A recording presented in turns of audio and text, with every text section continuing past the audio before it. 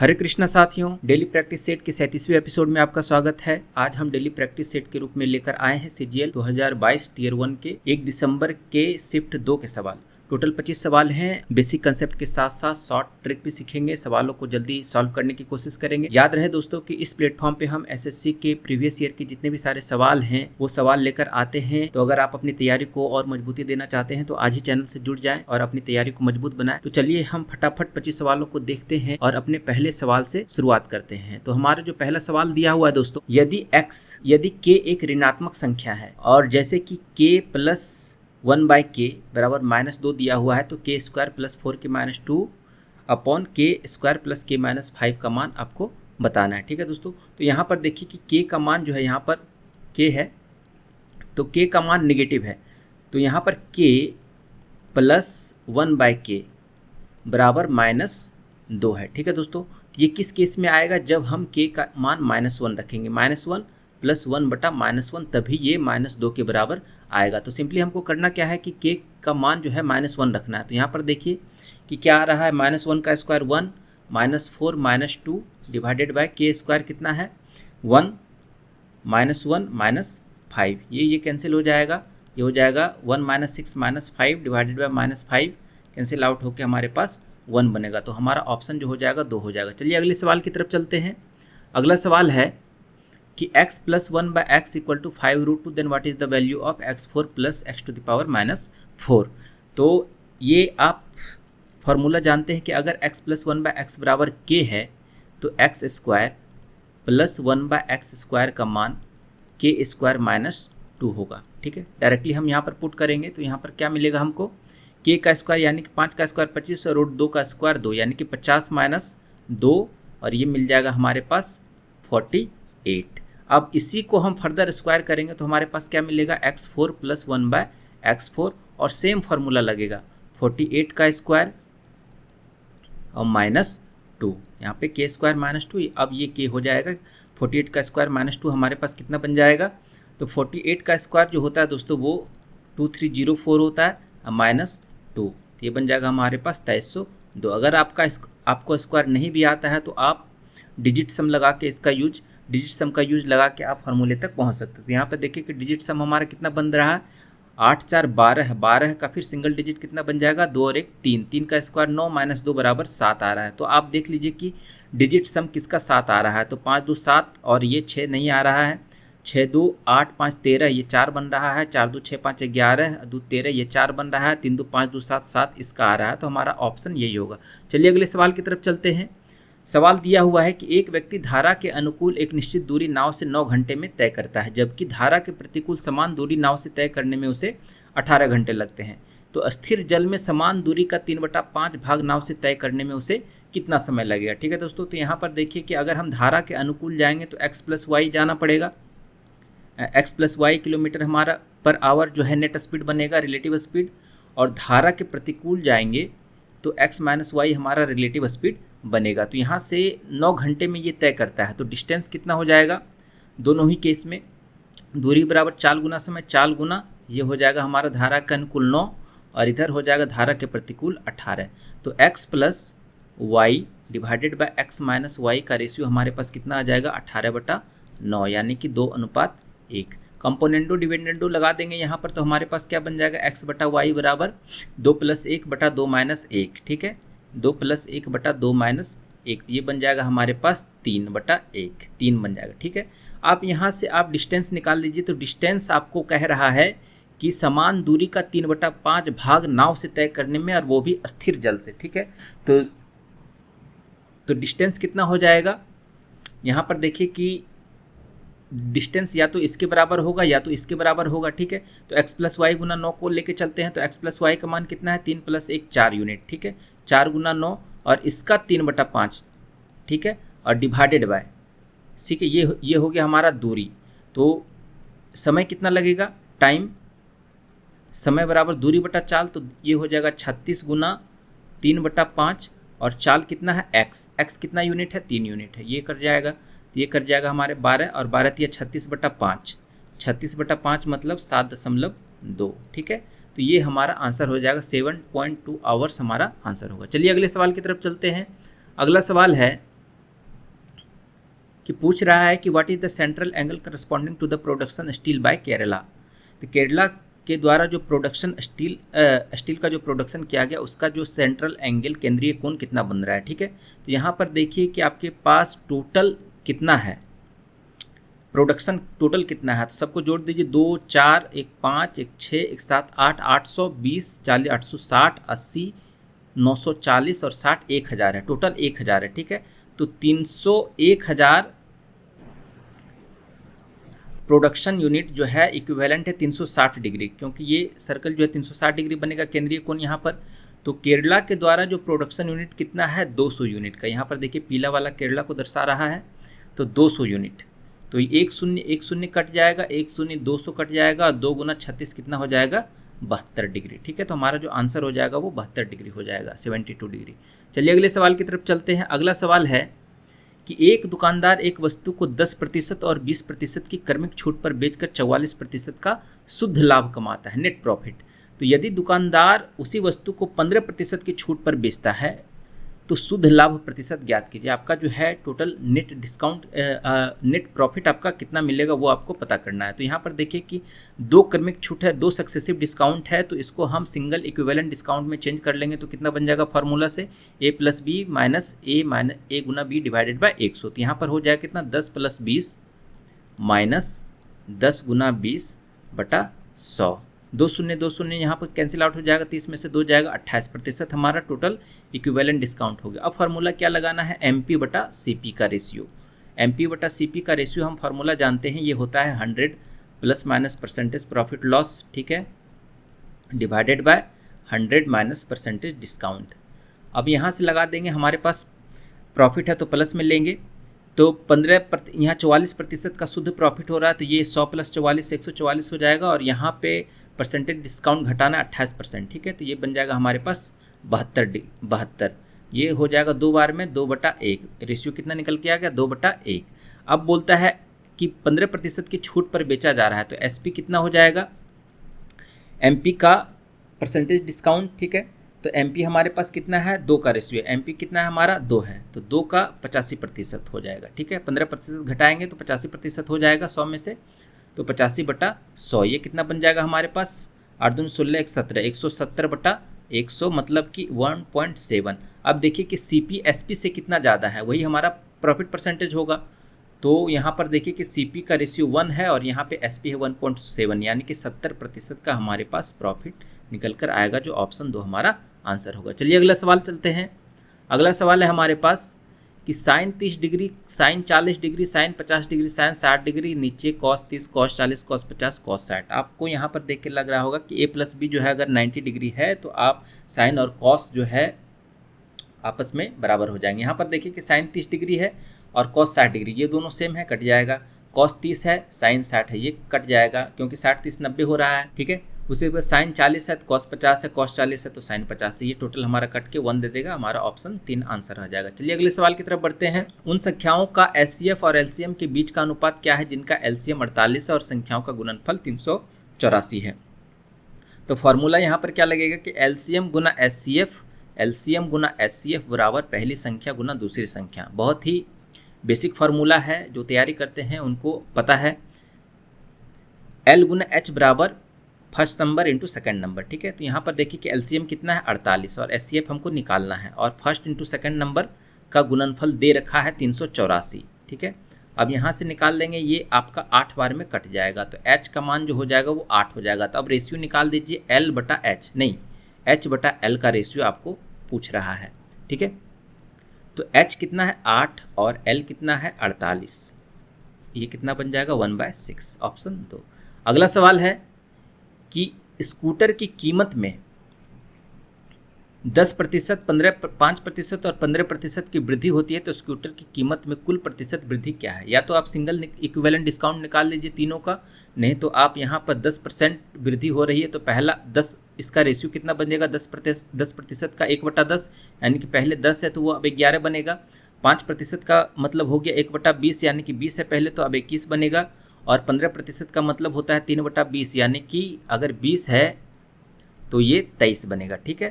तो ये बन जाएगा हमारे पास, सबको मल्टीप्लाई कर देंगे आपस में, 2 दूना 4, 4000 और ये बन जाएगा हमारे पास 11 गुना ये हो जाएगा हमारे पास 231 और गुना 23, तो कितना बन जाएगा 23 गुना 1 3, हाथ में बचा 2, 23 3 69, 2 71, हाथ में बचा था 23 दूनी 46 और 7 53, 5313 हमारा बन रहा है। तो ये कितना परसेंट ज़्यादा है, ठीक है। तो आप कहेंगे कि 1313% ज़्यादा है, 1313 डिवाइडेड बाय 4000, और अगर गुना 100 करेंगे तो ये हमारा परसेंटेज में आ जाएगा। तो आप यहाँ पर देखिए 1313/40 करेंगे तो आप यूनिट डिजिट से इसको निकाल सकते हैं। यहाँ पर देखिए कि यूनिट डिजिट हमारा 3 आ रहा है, ठीक है, यूनिट डिजिट हमारा 3 है। यहाँ पर देख लीजिए 40 से अगर भाग देंगे, है ना, तो आपका जो है यूनिट डिजिट कुछ ना कुछ शेष बचेगा, और शेष का जो संख्या होगा वो 3 आना चाहिए। तो आप फर्स्ट ऑप्शन में ही अगर जाएंगे तो आपको 0 गुना 2 0 हो जाएगा, प्लस 3 हमारा कितना बन जाएगा, प्लस 3 हमारा 3 बन जाएगा, ठीक है। तो फर्स्ट ऑप्शन ही हमारा आंसर होगा, नहीं तो आप ऐसे भाग दे के आप निकाल सकते हैं, ठीक है। तो 4 तिहाई 12 और 4 पंछे 4 तिहाई 12 बन जाएगा, और इधर 11, 4 दूनी 8, ठीक है, 4 दूनी 8 बन गया, फिर 33 हो गया, 32.33/40% हमारा आंसर आ जाएगा। चलिए अगले सवाल की तरफ बढ़ते हैं। अगला सवाल है यदि समरूप त्रिभुज ABC और DE आपका क्षेत्रफल x² सेंटीमीटर स्क्वायर और y² सेंटीमीटर स्क्वायर है, ता EF बराबर a सेंटीमीटर है, तो BC का मान क्या होगा। तो आप देखें कि आपके पास 2 त्रिभुज है, और वो है आपका सर्वांगसम नहीं सिमिलर है, समरूप है, ठीक है। 2 त्रिभुज समरूप है, ये आपका वर्टेक्स हो गया ABC और DEF जैसा कि सवाल में बताया गया है, और यहाँ पे इसका जो एरिया है वो x² है, और इसका जो एरिया है वो y² सेंटीमीटर स्क्वायर है। EF का मान a दे रखा है, तो BC का मान आपको पता करना है। तो आप जानते हैं थ्योरम से कि अगर 2 त्रिभुज सिमिलर है, ठीक है, 2 त्रिभुज अगर सिमिलर है तो उन दोनों का जो एरिया का जो रेशियो होगा, एरिया ऑफ ABC बटा एरिया ऑफ DEF, ठीक है, उन दोनों का जो रेशियो होगा इनकी संगत भुजाओं के स्क्वायर के अनुपात के बराबर होता है। तो यहाँ पर देखिए कि AB का जो आपको निकालना क्या है BC और EF के कंपैरिजन में, तो इसका जो संगत भुजा हो जाएगा BC का स्क्वायर डिवाइडेड बाय EF का स्क्वायर। अब यहाँ से आप डायरेक्टली ABC का मान रखेंगे x² बटा y², और बराबर BC का मान रखेंगे स्क्वायर बटा EF का मान रखेंगे a², ठीक है। तो यहाँ से आप देखेंगे कि स्क्वायर दोनों तरफ बराबर हैं, ख़त्म कर देंगे तो आपका BC कितना निकल के आ जाएगा, a गुना x बटा y, ax बटा y हमारा आंसर हो जाएगा ऑप्शन 3। चलिए अगले सवाल की तरफ बढ़ते हैं। अगला सवाल है कि एक परीक्षा में एक कक्षा के 25 छात्रों के अंकों का औसत 19 माना गया। बाद में शिक्षक को पता चला कि 2 छात्रों के अंक 14 और 15 के बजाय 18 और 19 ले लिए गए थे, तो कक्षा के नए वास्तविक औसत ज्ञात कीजिए। आपका जो है न्यू एक्चुअल एवरेज मार्क्स आपको पता करना है। तो यहाँ पर देखिए कि इसको बनाने का तरीका क्या है कि सबसे पहले जो औसत दिया हुआ है उसको रखें, ठीक है, 19 प्लस अब जो सही वाली संख्या है उसको ऐड कर दें। तो यहाँ पर देखिए कि 14 और 15 के बजाय बोला जा रहा है, इसका मतलब 14 और 15 होना था, लेकिन हुआ कितना 18 और 19। तो 14 और 15 को जोड़ दें, ये बन जाएगा हमारे पास 29, और जो गलत वाली है उसको घटा दें, तो 18 और 19 मतलब हो गया 37 डिवाइडेड बाय टोटल हमारे पास छात्र कितने हैं 25, को 25 से भाग दे दें, तभी तो आपका एक्चुअल एवरेज का डेविएशन मिल जाएगा। तो हमारे पास कितना बन गया 29 में से 37 जाएगा -8 बटा 25, दोनों को ऊपर 4 से गुना कर दें तो आपका जो है कैलकुलेशन इजी हो जाएगा। 19 माइनस 8 चौका 32 बटा 100 यानी कि 0.32, और ये बन जाएगा हमारे पास 18.68, आंसर ऑप्शन 3, ठीक है। चलिए अगले सवाल की तरफ बढ़ते हैं। अगला सवाल है, हो गया 10, 11वां सवाल। 11वां सवाल है सिंपली आपको ऐड करना है, बेस सेम है तो पावर आपका ऐड करना है। 9 5 14 और 4 6 10, 14 में से 10 जगह 4, ऑप्शन ए हमारा आंसर हो जाएगा। यहाँ पर देखिए कि sine 30 degree into cos degree minus cos 30 degree into sine 60 degree, ये किसका वैल्यू होता है साइन ए माइनस बी का, ठीक है। तो साइन ए माइनस बी का होगा तो साइन 30 माइनस 60 बन जाएगा, 30 माइनस 60 का मान कितना हो जाएगा साइन माइनस 30 डिग्री, ठीक है। और साइन माइनस थीटा बराबर माइनस साइन थीटा होता है, तो माइनस साइन 30 डिग्री हमारा आंसर हो जाएगा ऑप्शन 2। चलिए अगले सवाल की तरफ बढ़ते हैं। अगला सवाल है कि 1.6 और 3.6 के बीच माध्य समानुपातिक तथा 5 और 8 के तृतीय समानुपातिक का अनुपात क्या है। पहले तो आपको मीन प्रोपोर्शनल निकालना है इन दोनों का, और उसके बाद थर्ड प्रोपोर्शन निकालना है इन दोनों का। तो अगर आपके पास ए, बी और सी संख्या है, ठीक है, ए, बी और सी संख्या है, तो अगर आपको ए और बी का मीन निकालना है तो ये हो जाएगा रूट अंडर ए बी, और आपको थर्ड प्रोपोर्शनल निकालना है इन्हीं का, ए और बी का, तो ये बन जाएगा बी स्क्वायर बटा ए। दो संख्या है यहाँ पर, ठीक है। तो यहाँ पे आपका थर्ड प्रोपोर्शनल 5 और 8 का कितना हो जाएगा, 8 स्क्वायर बटा 5, ठीक है, और मीन प्रोपोर्शनल कितना हो जाएगा 1.6 इंटू 3.6, तो ये आ जाएगा 16 का 4 बाहर और 36 का 6 बाहर, और इधर 100 का नीचे 10 हो जाएगा, ठीक है। तो इन दोनों को आप सिंपली भाग दे दीजिए तो कितना बन जाएगा 8 गुना 8 बटा 5, ये 5 दूनी 10 कट जाएगा, 4 दूनी 8 कट जाएगा, और 2 तिहाई 6 और 2 चौका 8, यानी कि 8 दूनी 16, 3 बटा 16 हमारा आंसर हो जाएगा ऑप्शन 3। कि द एक जोड़ी जूते के क्रय मूल्य और विक्रय मूल्य के बीच का अंतर 1200 रुपये है, यदि लाभ 15% है तो विक्रय मूल्य क्या रहा होगा, क्या होगा, ठीक है। तो यहाँ से आप देख लीजिए कि लाभ अगर 15% है तो 15% का मतलब होता है 3/20, अगर 20 जो होगा वो CP होगा और ये हमारा प्रॉफिट होगा, तो SP कितना हो जाएगा 23। इन दोनों के बीच का डिफरेंस कितना है 3 यूनिट, 3 यूनिट का डिफरेंस है वो एक्चुअल में कितने के बराबर है 1200 रुपये के, ठीक है, तो ये हो जाएगा 1200 रुपये, तो एक बार में कट जाएगा, यानी कि 1 यूनिट 400 के बराबर। पूछ रहा है विक्रय मूल्य कितना है, तो विक्रय मूल्य 23 यूनिट है, तो यहाँ पर SP कितना हो जाएगा 23 गुना 4 यानी कि 9200, हमारा ऑप्शन 2 आंसर हो जाएगा। चलिए अगले सवाल की तरफ बढ़ते हैं। अगला सवाल है कि एक व्यक्ति ने 25% वार्षिक साधारण ब्याज दर पर एक निश्चित राशि धनराशि उधार दी, 6 वर्षों में ब्याज की राशि उधार दी गई राशि से 360 रुपये अधिक हो गई, तो उधार दी गई राशि कितनी थी, ठीक है दोस्तों। तो यहाँ पर मान लीजिए कि आपने x रुपये लेंट किया, यानी कि उधार दिया x रुपये, ब्याज कितना बन गया x प्लस 360। फार्मूला क्या होता है, साधारण ब्याज बराबर मूलधन गुना दर गुना 100/100, यानी कि मूलधन कितना है x और दर कितना है 25 और समय कितना है 6/100, 25 चौका 100, 2 तिहाई 6, 2 दूनी 4, 2x प्लस 720 बराबर 3x, यानी कि 3x में से 2x जाएगा, x का मान कितना निकला 720, तो हमारा जो मूलधन का राशि था जो उधार दिया गया वो कितना हो जाएगा 720। चलिए अगले सवाल की तरफ चलते हैं। अगला सवाल है कि the side of an equilateral triangle is 12 centimetre, what is the radius of the circle circumscribing this equilateral triangle, ठीक है। तो यहाँ पर आप देखिए कि आपके पास दिया क्या है, एक इक्विलेटरल ट्रायंगल है, एक सर्कल बना लिए और इसके अंदर एक ट्रायंगल खींच दिए, इक्विलेटरल है, ठीक है, इक्विलेटरल ट्रायंगल है। तो यहाँ से आप देख लीजिए इसका शीर्ष क्या है ABC मान लेते हैं, ठीक है। तो इसका जो रेडियस होगा ये होगा सरकम रेडियस, और यहाँ से जो होगा वो इन रेडियस होगा, ठीक है, ये सरकम रेडियस R से डिनोट करते हैं। तो आप फार्मूला याद रख लीजिए कि R जो होता है वो हमेशा A/√3 होगा, और छोटी r जो इन रेडियस होगा अंत त्रिज्या जो होगी वो होता है A/2√3, ठीक है, और R/R का रेशियो हमेशा 2:1 होगा, 2:1 होगा। इसमें से आप इसको भाग दीजिएगा, ठीक है, तो A/√3 कैंसिल आउट हो जाएगा, 2/1 हमारा बनेगा, ठीक है। तो ये होता है इक्विलेटरल ट्रायंगल, जब आप इसके चारों ओर एक वृत्त खींचते हैं, सर्कमस्क्राइब करते हैं, इसके चारों परिगत में एक वृत्त खींचते हैं, ठीक है। तो आप फार्मूला लगा दीजिए, आपका इक्विलेटरल ट्रायंगल का साइड है 12, ठीक है। तो आपका जो है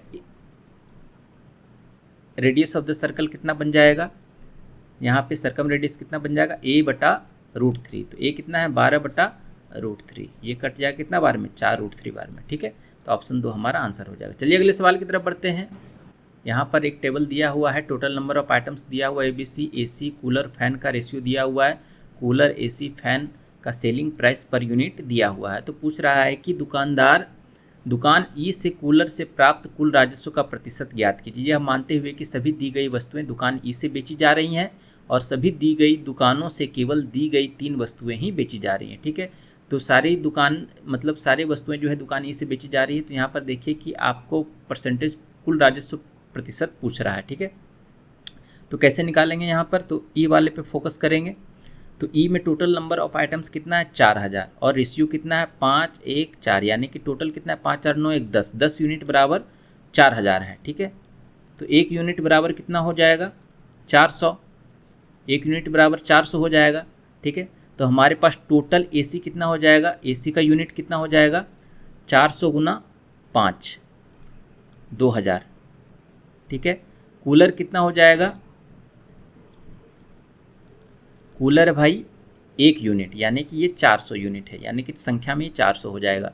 फ़ैन कितना यूनिट है भाई, तो फ़ैन जो है वह 4 यूनिट, 4 चौका 16 हो जाएगा। ठीक है, 1600 यूनिट है। अब यहाँ पर देखिए कि सेलिंग प्राइस पर यूनिट दिया हुआ है आपका, तो सेलिंग प्राइस पर यूनिट दिया हुआ है, तो कूलर का 8000 है, तो कूलर में हम 8000 गुना करेंगे, और AC में 265 है, तो AC में यहाँ पर 265 से गुना करेंगे, और यहाँ पर 12200 है फ़ैन का, तो यहाँ पे 12200 से इसमें गुना करेंगे, टोटल हमारा राजस्व निकल कर आ जाएगा।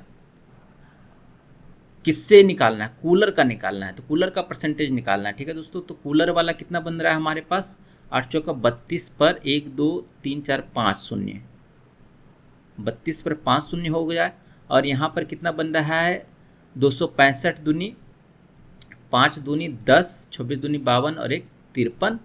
ठीक है, और 3 और 2 5 शून्य बन रहा है, 1 2 3 4 5। ठीक है, अब यहाँ पर देखिए कि इसका कितना बन रहा है, 16 दूनी 32, 16 गुना 12 192, 3 195।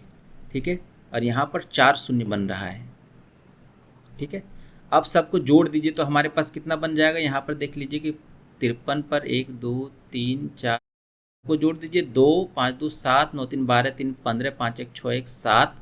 ठीक है, 1 2 3 4, ये टोटल बन रहा है हमारे पास। ठीक है, अब यहाँ पे 32 है, तो 32 पर कितना शून्य है, 5 शून्य, यहाँ पर 4 4 4 शून्य खत्म हो जाएगा, तो 320 बटा 7 5 7 2 हो जाएगा, और गुना 100 कर देंगे तो हमारा जो है टोटल परसेंटेज राजस्व का आ जाएगा। तो यहाँ पर आप देखें कि 7 का फैक्टर 7.5 का, तो अगर हम 4 से गुना करते हैं तो हम 32 के करीब में पहुँच जाएंगे। तो ऑप्शन जो होगा हमारा 4 वाला होगा यहाँ। ठीक है, 4 से अगर आप गुना करेंगे तो आप देखें कितना बन रहा है, 4 दूनी 8, 7 चौका 28, 5 चौका 20, 2 22, 7 चौका 28, 2 30, यानी कि 30.2 बन रहा है। ठीक है, तो यानी कि 3.5 तो हो नहीं सकता है, और 8 और 10 तो हो नहीं सकता, क्योंकि ज़्यादा है, तो जो मैक्सिमम पॉसिबल वैल्यू है यही होगा। ठीक है, चलिए अगले सवाल की तरफ बढ़ते हैं।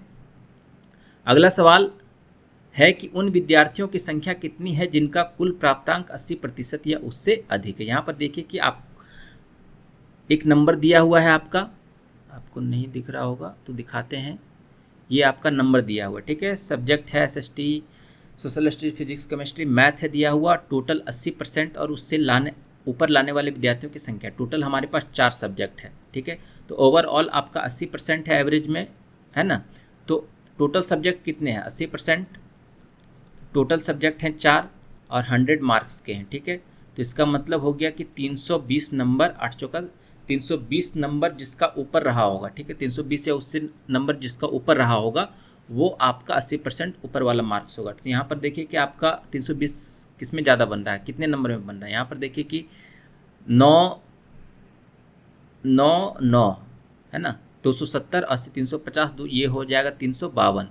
तो पहला नंबर तो क्वालिफाई कर रहा है, 320 से ऊपर है, ये हो जाएगा 80 9 8 17 और 80, कितना 170 80 250 और 330 और 340, ये बन जाएगा हमारे पास 340, ये भी क्वालिफाई हो रहा है। 8 8 16 6 22 7 29 290 200, 8 8 16 6 22 7 29, ये बन रहा है 295, ये नहीं हो रहा। 8 8 16 8 24 7 310 315 2 317 5 322, ये बन रहा है हमारा। ठीक है, यहाँ पर देखिए कि 8 7 15 7 22 8 30 22 8 30 310 5 315 बन रहा है, ये हमारा नहीं क्रॉस कर रहा है। 9 9 ये 27 8 350 355, ये 355 बन रहा है हमारा, 320 से ऊपर है। कितने नंबर पे बन रहा है हमारा, 1 2 3 4, 4 सब्जेक्ट पे बन रहा है, हमारा आंसर 4 हो जाएगा। ठीक है, चलिए अगले सवाल की तरफ चलते हैं। अगला सवाल है कि राज्य S3 से सर्वेक्षण में भाग लेने वाले व्यक्तियों की संख्या का S4 से सर्वेक्षण में भाग लेने वाले व्यक्तियों की संख्या से अनुपात क्या है। तो डायरेक्टली S3 S4 कर देंगे, 4:5 आंसर। ये भी कोई सवाल में सवाल है। What is the remainder when 8127 is divided by 8, यानी कि 8 से विभाजित होने वाली संख्या का जो है शेषफल क्या बनेगा, ठीक है। तो 8 से अगर कोई संख्या डिवाइड हो रही है तो उसका लास्ट का जो 3 अंक है वो डिवाइड होना चाहिए। यहाँ पर देखिए लास्ट का 3 अंक कौन सा है, 127, तो 15 8 120 से यानी कि 7 बन रहा है, तो 7 हमारा आंसर हो जाएगा। अगला सवाल कि ए, बी और सी अलग अलग किसी काम को क्रमशः 10, 20 और 40 दिनों में पूरा कर सकते हैं। यदि ए को हर तीसरे दिन बी और सी दोनों की सहायता दी जाती है तो काम कितने दिनों में पूरा होगा। एफिशिएंसी रेशियो लगाएंगे फटाक से। ए, बी और सी का एफिशिएंसी 10, 20 और 40 दिन में ख़त्म कर रहा है। इसका एलसीएम हमारा कितना ले लेते हैं, 40। तो इसका जो है ये हो जाएगा एफिशिएंसी 4 यूनिट वर्क हो जाएगा पर डे, इसका हो जाएगा 2 यूनिट वर्क पर डे और इसका 1 unit work per day efficiency, ठीक है। तो अब यहाँ पे देखिए कि 3 दिन का काम कितना होगा। 2 दिन तो अकेले ए काम करेगा, ठीक है, और 3 दिन का काम कितना हो जाएगा, 3 दिन। तीसरा दिन जो होगा वो ए प्लस बी प्लस सी तीनों काम करेगा, ठीक है। तो पहला 2 दिन 2 ये काम किया और तीसरा दिन जो होगा वो तीनों काम करेगा। तो टोटल 3 दिन का वर्क कितना हो, 4 दूनी 8 प्लस 4 2 6 1 7 15 वर्क, ठीक है। हमको पुराना है कितना, 40 वर्क, ठीक है। तो यहाँ से 2 से गुना कर दीजिए, ठीक है, या तो 3 से गुना कर दीजिए। तो 2 से गुना करेंगे तो भी बन जाएगा, 3 से गुना करेंगे तो भी बन जाएगा। तो 15 गुना 2 करेंगे तो 30 आ जाएगा। और यहाँ पे भी 2 से गुना करना पड़ेगा, ये हो जाएगा 6 दिन। 6 दिन में 30 काम कंप्लीट हो गया, बचा हमारे पास 10 काम। तो फिर ए शुरुआत करेगा और ए 2 दिन काम करेगा, तो 4 दूनी 8 काम यही कर देगा, ठीक है। तो 38 हो गया, तो इधर हमारा 2 दिन जुड़ जाएगा, प्लस जो है 2 दिन जो होगा वो कौन काम करेगा, तीसरे दिन हो गया, तो ए, बी और सी तीनों दिन काम करेगा, ठीक है। तो यहाँ पर कितना हो जाएगा, 2 काम, ठीक है। तो 2 काम को करने में कितना समय लेगा, 2 बटा समय बराबर कितना होता है, वर्क बटा एफिशिएंसी। वर्क काम कितना बच रहा है, 2 बटा एफिशिएंसी, तीनों का कितना हो जाएगा, 4 2 6 1 7, क्योंकि लास्ट दिन तीनों काम किया था। तो 6 2 8 पूर्णांक 2 बटा 7 हमारा आंसर हो जाएगा, ऑप्शन ए। अगला सवाल है कि what is sine alpha minus sine beta. Sign alpha minus sine beta का फॉर्मूला आपसे डायरेक्टली पूछ रहा है। तो आपके पास हम 1-2-4 फार्मूले लिख देते हैं जो कि आपको याद रखने हैं, और इससे डायरेक्टली जो है सवाल पूछ जाते हैं। तो इस तरह के सवाल में आपको दिक्कत नहीं आएगी, ठीक है। तो सबसे पहला फार्मूला आप लिख लीजिए यहाँ पर कि sign alpha minus sine beta, जो कि हमारा पहला ही आंसर हो जाएगा, ठीक है। Sine alpha minus sine beta ये बनता है दोस्तों 2 cos alpha plus beta by 2 into sine alpha minus beta by 2, ठीक है। दूसरा फार्मूला यही अगर पूछ देगा sign alpha plus beta sine beta, ठीक है, तो ये बन जाएगा हमारे पास 2 sign alpha plus beta by 2 into cos alpha minus beta by 2, ठीक है। अब वही पूछ देगा हम आपको कि cos alpha plus cos beta का मान क्या होगा। तो कॉस में हमेशा कॉस ही रहेगा, 2 cos alpha plus beta by 2 into cos alpha minus beta by 2, ठीक है। और चौथा में आपसे पूछ देगा cos alpha minus cos beta का मान, ठीक है। तो इसमें डायरेक्टली आपको क्या करना है कि माइनस पहले रखना है और साइन रखना है, 2 sign alpha plus beta by 2 into sine alpha minus beta by 2, ठीक है दोस्तों। तो कॉस में माइनस में रहेगा तो साइन रखेंगे, प्लस में रहेगा तो कॉस प्लस रखेंगे, ठीक है। Sine alpha minus sine beta है, sine alpha plus sine beta है, तो साइन अल्फा और साइन बीटा अगर दोनों प्लस के साथ जुड़े हुए तो पहले साइन रखेंगे और माइनस के साथ जुड़े हुए तो पहले कॉस रखेंगे, ठीक है। बाकी alpha plus beta by 2 same रहेगा, अल्फा माइनस बीटा बाय 2 सब में सेम रहेगा। चेंजिंग किस में होगा, cos alpha minus cos beta में सिर्फ माइनस साइन माइनस इधर आ जाएगा, ठीक है। और दूसरा फार्मूला भी होता है, वो भी आप यहाँ पर लिख सकते हैं कि एक पूछा जाता है 2 sine alpha into sine beta, ठीक है। 2 sine alpha into sine beta का मान कितना होता है, तो आप यहाँ पर याद रखें कि minus cos a minus b alpha plus beta minus cos alpha minus beta, ठीक है। ये फार्मूला होता है। दूसरा फार्मूला क्या होता है, 2 साइन ए इंटू कॉस बी, ठीक है। 2 साइन ए इंटू कॉस बी अगर दिया हुआ है तो आप डायरेक्टली करेंगे कितना, sign A plus B plus sign A minus B, ये ए बी में ये अल्फ़ा बीटा है या ए बी है, जो भी है यहाँ पर आप रख सकते हैं। तीसरा फार्मूला क्या होता है कि 2 cos A into cos B अगर दिया हुआ है तो आप डायरेक्टली लिख सकते हैं cos A plus B plus cos A minus B, ठीक है। और चौथा फार्मूला क्या होता है, 2 sin A sin B हो गया, 2 sin A cos B हो गया, 2 cos A cos B हो गया, 2 cos A sin B। 2 cos A sin B का फार्मूला क्या होता है, sin A plus B minus sine A minus B, ठीक है। तो ये फार्मूले हैं जो आप याद रखेंगे तो इस टाइप से बहुत सारे वेरियस सवाल जो है बराबर एग्जाम में पूछे जाते हैं, तो आप डायरेक्टली उसको सॉल्व कर सकते हैं। अल्फ़ा की जगह कुछ भी हो सकता है, बीटा की जगह 90 60 कुछ भी हो सकता है, तो डायरेक्टली आप इस तरह से फार्मूले को हल करके आगे बढ़ सकते हैं। तो आपका देखिए कि यहाँ पर कौन सा मैच कर रहा है, sine alpha minus sine beta. Sine alpha minus sine beta first number में है, 2 cos alpha plus beta by 2 into sine alpha minus beta by 2, यही हमारा आंसर आ जाएगा। चलिए अगले सवाल की तरफ बढ़ते हैं।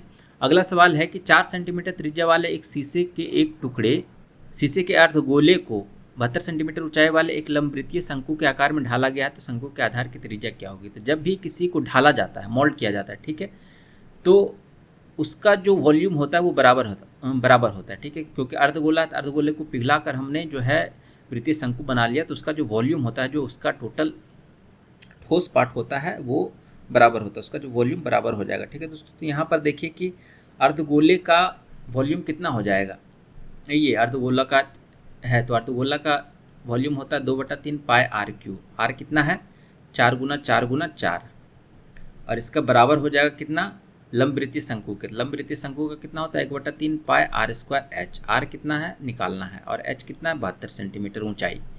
पाई पाई कैंसिल हो जाएगा, 3 3 कैंसिल कट जाएगा, 4 4 ये कट जाएगा, 18 चौका 72 और 2 9 18, ठीक है। तो आर का मान कितना हो जाएगा, √16/9 यानी कि 4/3 यानी कि 1.33 सेंटीमीटर हमारा आंसर हो जाएगा, ऑप्शन 3। चलिए अगले सवाल की तरफ बढ़ते हैं।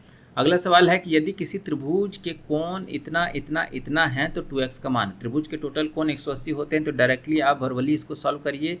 x प्लस 8x, ये हो जाएगा 10x प्लस 9 96 में से 46 जाएगा 50 बनेगा, तो 10x प्लस 50 बराबर 180, और ये बन जाएगा 130, तो x का मान हो जाएगा 13, तो 2x का मान कितना हो जाएगा 26 डिग्री, ठीक है।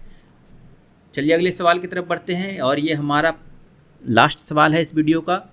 यहाँ पर देखिए कि O इस वृत्त का केंद्र है। O किसी, मान लेते हैं कि एक सर्कल है और इसका जो है वृत्त का केंद्र है O।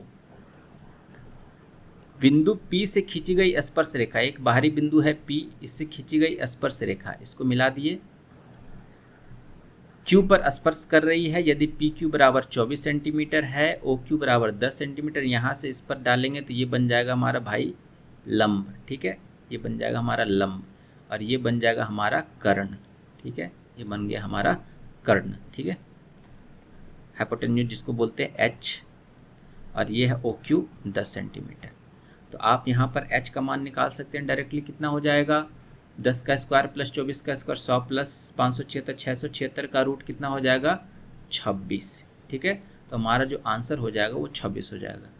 ऑप्शन गलत है, ऑप्शन ए होगा। तो दोस्तों आज के हमारे टोटल 25 के 25 सवाल खत्म हुए, और अगर आपको इस वीडियो से थोड़ी सी भी सीख मिली या थोड़ा सा भी आपने अगर कोई कंसेप्ट सीखा तो इस वीडियो को ज़रूर लाइक करें, चैनल को सब्सक्राइब करें अगर आप नए हों तो। इस तरह के वीडियो जो है हम अक्सर लाते रहते हैं, और इस वीडियो की जो PDF है हमारे टेलीग्राम चैनल एडुकेयर सेंटर पर उपलब्ध हो जाएगी, और ये सारे सवाल जो है हमारे YouTube चैनल के कम्युनिटी पोस्ट में भी अपलोड किए जाते हैं, वहाँ पर भी आप प्रैक्टिस कर सकते हैं। तो इस वीडियो के रिगार्डिंग अगर आपको कोई डाउट है या फिर किसी प्रश्न में कोई डाउट है तो कमेंट सेक्शन में ज़रूर बताएं, और ये भी बताएं कि हम किस तरह से अपनी वीडियो को इम्प्रूव कर सकते हैं। तो चलिए फिर मिलते हैं नए वीडियो में नए जोश के साथ, तब तक के लिए धन्यवाद, नमस्कार।